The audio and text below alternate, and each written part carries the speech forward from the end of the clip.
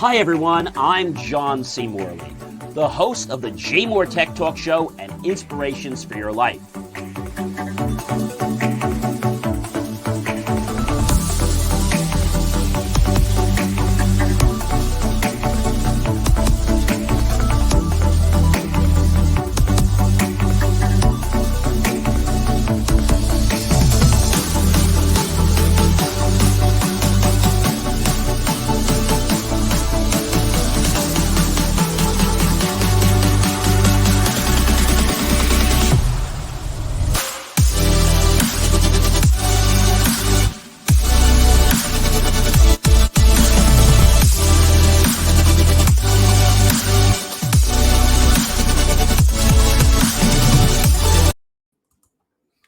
Well, hi, everyone. It is John C. Morley, serial entrepreneur here, and welcome to another fabulous episode of the J. Moore Tech Talk Show.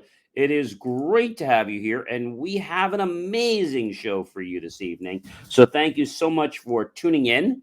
Lots been going on in the news. I'm sure you've been following things with Ukraine and all kinds of stuff, but something interesting that popped up in the news is that NVIDIA is unveiling a new technology. And this particular technology that they actually have is supposed to speed up artificial intelligence. So that's pretty cool. And NVIDIA is announcing these new chips and this new technology that they're claiming will boost the computing speed of increasingly complicated artificial intelligence algorithms to really knock the competition pretty much out of the water. The company has a new graphic chip, which is known as a GPU, a graphic processing unit, that will be at the core of the AI infrastructure. And this new H100 chip and the new processor chip called the Grace CPU Super Chip are based on the British chip from basically the ARM LTE technology, if you're familiar with that. And it's the first ARM-based chip from NVIDIA to be unveiled since the deal to buy ARM fell apart not too long ago, as you remember.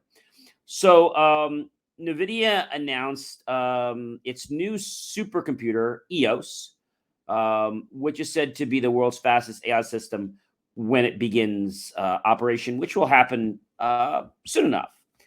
And so with information in the world, using AI and doing it quickly is something that is going to be very interesting to a lot of folks out there. I mean, a lot of folks.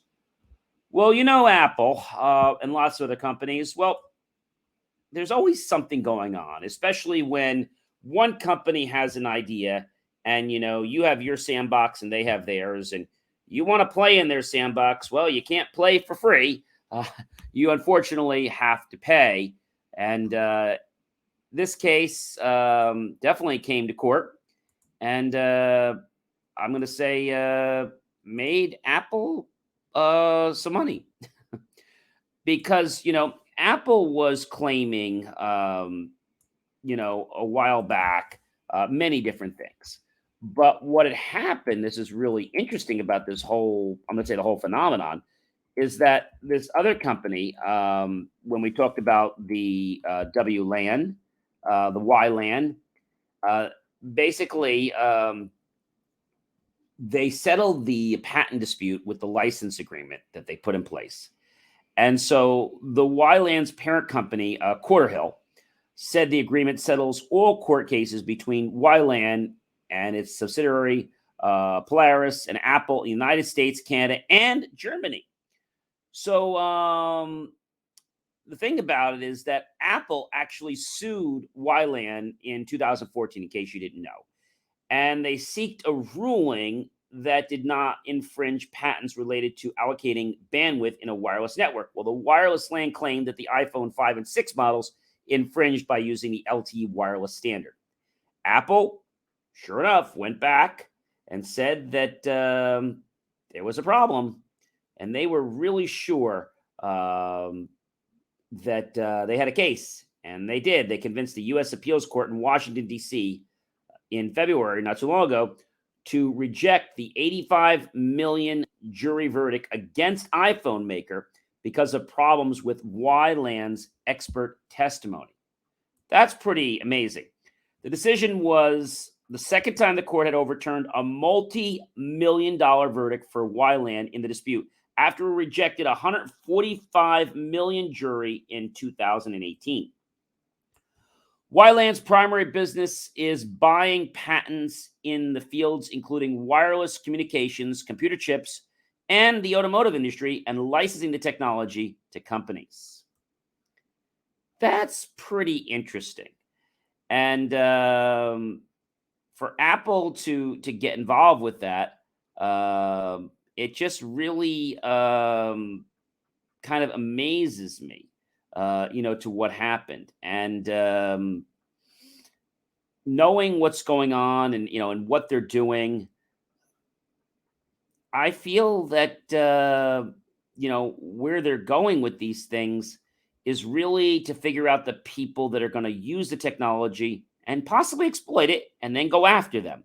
So they're no dummies. They are buying things so that when you get close to their sandbox, they can sue you and make a lot of money.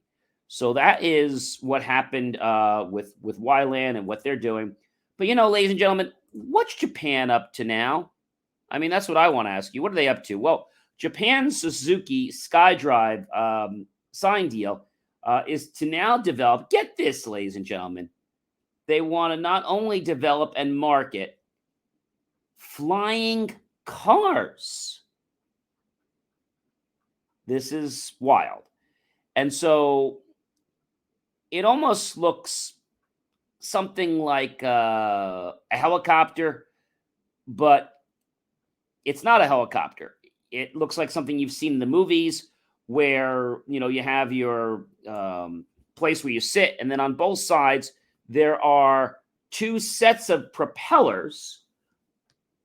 One is in the top, one is on the bottom, and you have that on both sides of this. I don't know if I want to call it an aircraft or I want to call it they call it a flying car, but I don't know if I really call it a flying car, but that's what they're calling it.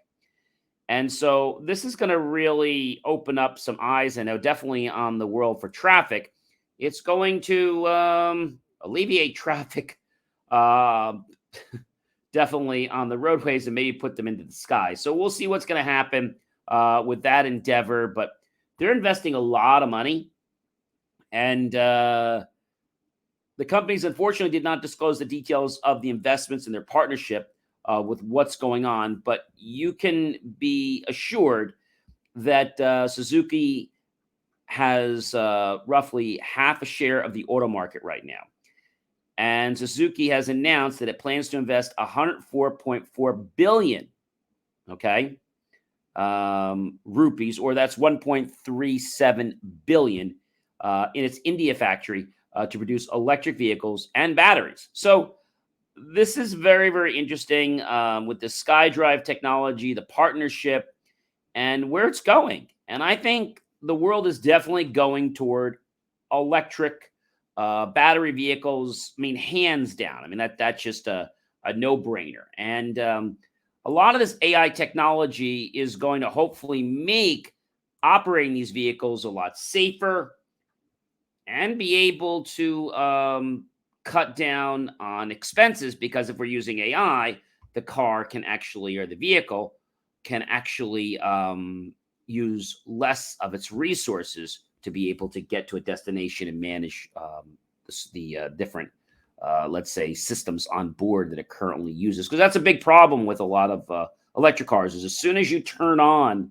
one of the gadgets in your car, it just sucks the life right out of your battery. So we're definitely going to keep an eye on what's going there. And I know a lot of you probably by now are sick and tired of the gas prices. I know. Well, unfortunately, Lyft and Uber are now imposing surcharges for the gas increases. Like, really? Seriously? Well, you knew this had to happen. I mean, even companies like us, we're imposing small gas fees. And, for many gig workers, their vehicles are how they make a living. And as independent contractors, their sole responsibility is for keeping them clean, running, and full of gas. And in the weeks we've been seeing, the latter part has gotten much more burdensome for these people. And so now, when you think about your car and having to put gas in it, it's one thing that you run out of gas, but now every time you go to the pump, the prices are rising. Estimating fuel usage shouldn't be too challenging, but it is getting challenging. So if you had to ask me right now, what are the average gas prices in, let's just say, in the United States? So let's take a look at that. All right, the average gas prices in the United States. Okay, and this is thanks to AAA. They have a great site for this. So the current average for national gas price on regular is $4.24. The mid grade is 463. The premium is 491, and diesel is 5.04, and the E85 is 3.71. But that doesn't mean you're going to pay that. You could pay a lot more money than that. Yeah, you could pay a lot more money than that. And so how do you figure this out? I mean, this gets really crazy because gas prices are just, I mean, they're absolutely, when I tell you insane, they're insane. Um, Everything that's going on is obviously affecting, gas prices. And there are sites out there that tell you, the top trends. There's gas cost calculators out there. But I think the real problem comes in is that when we have to shell this money out of our pocket, we have to somehow add that on to another bill. Because if we don't, we're actually be losing money for traveling. The average cost per mile is increasing as your gas region's price increases. So a lot is happening, and I still don't think we're out of it yet. I think we're probably going to see gas prices raise probably through the end of the summer. I hope that's it, but I think we're still going to see them raise. And as we know, gas prices, right? Gas is more expensive. Okay, you know when? Gas is more expensive in the wintertime. That's correct. Because retailers, they switched to selling this winter blend fuel nonsense around September 15th. And while these blend fuels appear to be cheaper to produce, the complications of the switchover can result in temporary bumps in prices. And so, is it cheaper to get gas when it's cold? Well, according to many experts out there, gasoline will be denser in the cool or the early mornings, meaning that you're going to get more energy per gallon than later in the day. And the basic facts are correct, but the advice may not be. So gasoline does expand and contract a little depending on its temperature. So we talked about how you can save money on gas. I told you how you can try to mix and experiment with your car. I know I started doing that for the first time several weeks ago, where I actually put the middle grade in, and then I put the high in, and then I started putting the low in. And I got to tell you, my car still runs fine. I don't recommend doing that on a long-term basis, but for a few months, I think it'll be, just fine. So Uber and Lyft are offering fuel surcharges, and they're also offering cashback offers for workers. But is that enough? I don't know. I think we're going to have to see. It was actually not too long ago that Uber started rolling out a feature that allows drivers to pause incoming trips to find a nearby gas station through an integration with Get Upside. And by getting fuel at those stations, drivers can receive up to 25 cents per gallon, depending on the location. The company said that, Lyft had announced a similar partnership with the company. But when we asked them about efforts in what was taking to address rising fuel prices, Instacart also touted a partnership now with Get Upside. So I think there's a lot going on. And I think gas prices are going to change. But what state has the most expensive gas? Do you think? Everyone, I know we got people have been asking me this question, and the state that has the most expensive car gas, ladies and gentlemen, do you know what that is? The most expensive states for gas right now are currently, are you ready? California at $5.74. Then we tie coming into Nevada at 4.96. When are gas prices going to go down? I think that's the billion-dollar question. And the thing about it is, ladies and gentlemen, gas prices are up, but really there's no reason for them to be up because we have plenty of supply. It's just because of everything that's going on. And now we just got out of this other debacle. They're using this as an excuse because I was talking to some gas station owners and they told me, quite frankly, they actually don't make more money when the gas goes up. And I thought that was kind of strange. They don't. The only people making money are the gas suppliers, not the gas stations. They don't like it when the prices go up because they don't really make money when that happens. So that's a pretty bad thing, you know. But we're going to definitely keep on track and see what's happening there because I think it's important. But in addition to what you're doing, add a small gas surcharge, but don't put the fee in with your regular price of service. Call it a surcharge. I think that's really, really, really important. And so what I want to tell you is that when you think about gas and you think about the resource, knowing that electric is on the way, I think this is another reason to why gas prices are going up. But if we had to ask experts, why are gas prices so high right now?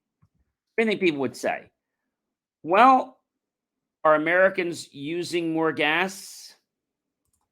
Are they?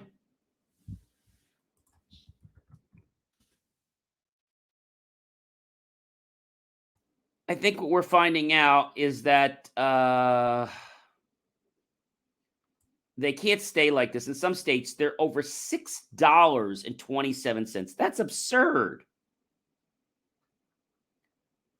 The economy cannot withstand gas prices like this. This is putting an impact in lots of people's businesses and profits. So if you have a business, you definitely need to charge a gas surcharge, right? Right now, there are a lot of theories to why gas is high. People are saying gas prices are high because of this and that. They're high because of that. But really, why are gas prices so high right now? They were going up before the Russian invasion. That's number one of Ukraine. But the geopolitical, let's say, tensions and inflation and COVID-19 and the pandemic are still going on in some areas. So these are also factors that are pushing up gas prices, right? Gas prices are so volatile. So it becomes challenging, right? And it's almost like any kind of supply chain right now. We're waiting months to get things like printers and other products that normally we could just go to the store and get, and we can't get that. So we really are at a disadvantage right now because we're used to getting product, going to the store and ordering it. You can go on some sites and they'll rape you for 3 and 4 times the cost of what it normally would be. And if you want it bad enough, they believe you will pay for it. So we'll keep an eye on Lyft and Uber. And again, I understand why people are charging more money for gas. I think that's fine. I just don't think we want to get excessive. So let's say we charge $10 or $15. That's fine. Let's not go charging somebody $100 on a small service call. If you're going a long distance, I get it. But let's make the fee proportionate to the travel you're using. And then I think people will be very understanding. And then when this situation goes away, the surcharge goes away from your bill. But it's not a price that you throw on your bill. That is so very vital, ladies and gentlemen. I have to explain that to you. That is so very vital. All right, ladies and gentlemen, if you haven't known, we have something called Wi-Fi 6, right? Wi-Fi 6 um, has been out for quite a while, okay? And Wi-Fi 6, just to let you guys know, there were some other Wi-Fis before that, right? So Wi-Fi 4 was an 802.11n. We all remember that. It was a 2.4 and a 5 gigahertz network in 2009. Wi-Fi 5 was 802.11 AC. I was like, oh, wow, 802.11 AC. But it was so like gung-ho because of the expanded 5 gigahertz network. Then we got Wi-Fi 6, 802.11ax, which is the 2.4 and the 5 gigahertz in 2019. So now Wi-Fi 6E is actually out. And so what's the big hype about Wi-Fi 6E? Well, there are some differences, okay? But what are they? Wi-Fi 6E is pretty much the same as Wi-Fi 6 with one little caveat. It has basically an E at the end. So that E stands for extended, such as an extended number of usable wireless bands. The 6 gigahertz band. So again, extended, it's an extended number of the usable wireless band. So the 6 gigahertz band is a means that Wi-Fi 6 extends to the 6 gigahertz band. So that's pretty cool. 6 gigahertz is the new frequency band range from 5.925 to 7.125 and allows up to 1200 megahertz of additional spectrum communication. But why does 6 even matter so much? So unlike 2.4 and 5 and other wide open networks, the 6 gigahertz spectrum is occupied only by efficient Wi-Fi 6 connections. Thus, you don't have to deal with those annoying, troublesome traffic connections that just kind of weigh the network down with extra overcrowding. And channels on the new open 6 gigahertz band also won't overlap with each other. So that's another great reason to have it. It reduces the network congestion. So 6E allows for 7 additional 160 megahertz channels that will double the bandwidth and the throughput, enabling many more, yes, simultaneous transmissions at high efficient possible speeds. So that means that if you're watching an 8K movie or doing augmented reality or virtual reality, large file downloads are going to do all of this without any buffering. That means without any lag, without seeing that little circle go around. Oh, when are they going to finish? I was watching the movie. So nobody likes that, right? So Wi-Fi 6E is pretty amazing. And the thing about Wi-Fi 6E is that, we're expanding. Just like we're going to see a 6 network, where things are going to be changing, devices are going to be more intelligent, right? And so people said to me, John, is Wi-Fi 7? Yeah, Wi-Fi 7's coming. And why do you care about Wi-Fi 7? I know everybody wants to know this. So Wi-Fi 7 will mean basically a lot more reliability. It'll operate on 2.4, 5 gigahertz, and 6 gigahertz frequency bands, supporting transmission rates, get this, ladies and gentlemen, of 30 gigabytes per second. Oh my gosh. 30 gigabytes per second. Wow. That's I remember, I didn't say it's not 1,000 megabits per second. It's 30. So we have we're doing one right now, 1,001 gigabits per second. So now we're going to be able to do 30 of that, 29 to 30 times faster. That's pretty good. So that's a big jump from a 9.6 gigabit per second on a Wi-Fi 6E that's currently out now if you have optimum environments. But is it really worth it? I think the question comes down to, what are you going to be using your network for? If you're going to be using it for just checking email, well, then it's probably not going to be, the ticket for you. But Wi-Fi 6E is still very, very popular. And so the Wi-Fi 7, by the way, has the new nomenclature at the end. The 8.0 is actually the new standard of Wi-Fi, and so the 802, it's the 802.11be. Pop that on the screen there for you. And 802.11be is going to be the new standard. So 802.11, in case you're wondering, that's the Wi-Fi model for the OSI. And so the 802.11be is an extremely high throughput, or EHT. So it has the potential to basically transfer a lot more traffic and a lot more reliably. So if 6 is going to be more intelligent with devices, 7's going to probably have that. 7 might even have some additional security features if they decide to do that. But the question is, what's coming after 5G? What comes after 5G in cellular? Because that's been the big buzz, right? So after 5G comes 6G. And 6G is going to be really amazing. So again, it's following the same standards that we have in our homes. But the reason I like Wi-Fi 6, and I do everything with MAC encryption and things like that. But when you use devices that are managed properly and that can efficiently transmit traffic, you don't drop. I'll give you an example. Some of the old Cisco devices and phones, they were only operating at the 2.4 level, right? And at the 2.4 megahertz band, there was lots of interference in there. And that was a big problem. 2.4 gigahertz was a lot cheaper. And so what this is going to mean is the network's going to use more power, and it could mean more interference. But the question you're probably asking me, John, is how much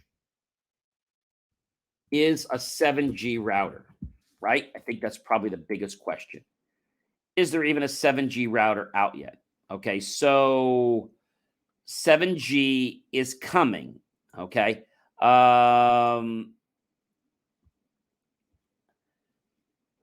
We're not here yet. It's coming. The latest routers we have is going to be Wi-Fi 6E. And so getting the latest Wi-Fi 6E, you're going to spend a few bucks. You're going to probably spend somewhere around $600 to $800. So remember, ladies and gentlemen, when you buy a product and it is new, like it's something that's cutting edge, you're always going to pay more money. If you wait 6 months, that product could drop down 50%. Because when it's new, they haven't really mastered the production and they haven't sold a lot of it. So that's why the price is high. Because again, it's kind of trying to become a marketing trend, but it's not. Now, I have a question for you, and that is, when you think about technology, right? And you think about artificial intelligence, you think about all this stuff, the biggest thing I want to know is, where is the standard going to be to make sure that people's security is on board? Now, I want to share one more important thing, and it's really important. We all know what's going on with Russia and the Ukraine, but do you know that Russia, because of all these sanctions that are being put on them by other countries, by the US, by other international groups, it's getting them very angry.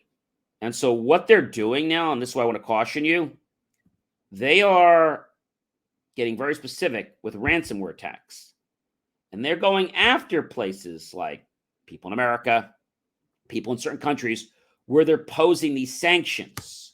Because these sanctions are right now costing Russia to lose a lot of money. So I urge you right now that if you don't have ransomware protection, think again. It's not a question of if ransomware will attack you, but when, if you're not properly protected. A lot of people download free games online, and I think that's fine, but you got to know what you're downloading. You got to trust the site, because people are downloading things. People are downloading other programs. You know what it's doing? It's stealing the Windows license code, putting in another code, and stealing your code. And now your Windows suddenly doesn't function right because the Microsoft servers see that it's a bootleg copy. But it wasn't in the beginning. It's like they stole it. And then what they do with that code is they sell that code. Interesting, right? What do you need to do to stay abreast of technology, especially with ransomware and things like that? The biggest thing is having an awareness of what's going on in the world, because everything is changing, ladies and gentlemen, every single day of our life. But people ask me every day, what is the most important area of technology? And I think a lot of people are going to say security, and I would agree. Our trends are AI, online streaming, virtual reality, augmented reality, which we talked about, on demand apps, and custom software development. Okay. And so when we think of technology and we talk about specific areas, we're thinking about safety, right? Medical technologies, because when we talk about technologies that are going to save people's lives, we have to make sure it's not going to harm them or possibly expose them to a data breach, which could steal their identity. Agriculture and biotechnology, energy and power technologies, communication technologies, transportation technology, construction technology, inventions, and other innovations, right? When we get access to more AI, we already have AI now, but think of AI as a lot of brains thinking together. And so if you can model the human brain, which is what AI is, and it can learn like a human brain does, but it could do it faster.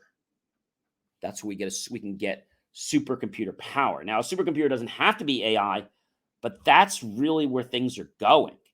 And it is amazing what is going on with artificial intelligence. I mean, whether we're talking about cameras or we're talking about security, artificial intelligence uses a database, okay, to have its benchmark. If it doesn't have a benchmark, then it has to build it, right?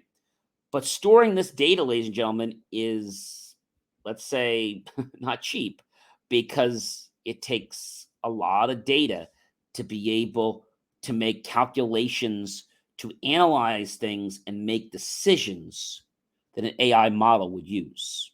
Okay. When we think about things like robotics, right?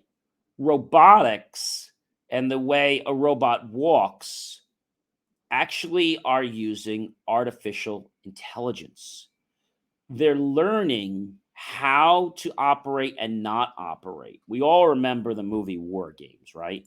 And there was this whole thing where they were playing this game, thermonuclear war, but it was a simulation, it was a game. It was not actually a real game you'd think of it. It was a game that was designed to teach the computer how to learn.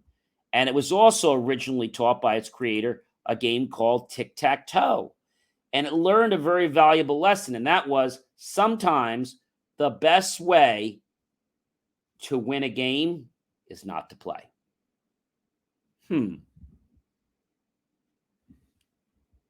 If you have a choice, ladies and gentlemen, to pick a piece of technology to have in your life, you want the technology to be safe, you want it to be reliable, you want it to obviously not have any data breaches, right? And you want to make sure that that product is going to be compatible while still being secure with your network and other networks. You want to make sure it's easily upgradable. You may want to make sure it's affordable, depending. But if you just buy something because you see it on a FundMe site or something like that, that's not the best use of your resources and your money. So we as a population need to make choices in what technology we want, because that's going to propel forward what is developed later on in the world. Technology can go many different ways. However, there still needs to be a governing body to make sure the technology does not get into places it shouldn't be. I said this once before. Technology can either be used for good or it can be used for bad. Technology itself is not bad. That's really really important to know. Ladies and gentlemen, it is always a joy to be with you, and I love sharing information about technology and just helping you guys understand that we have choices in our life, and when we make these choices, we're able to empower or depower our life. So, right now, take a moment and make decisions that are going to power your life and everyone else in it. As I told you, the main reason I'm here is to become a better version of myself and help everyone else become better versions of themselves. It has been really a joy to be with you tonight. And I have had so much fun engaging with you and sharing some wonderful information that I know will impact the quality of your life and those you care about if you let it.